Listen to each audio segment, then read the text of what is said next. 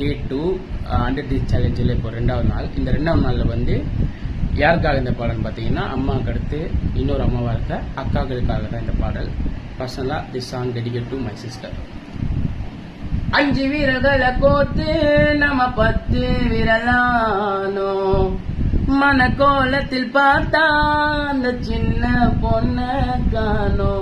சில நாளில் நீ என் தாயே, சில நாளில் நீ என் செய்யே.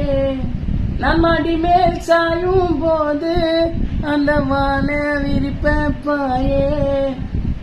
எப்போதுமே என் கூட தான் என்று நினைச்ச, இப்போ நீயும் போகும்போது செத்து பொழைச்ச.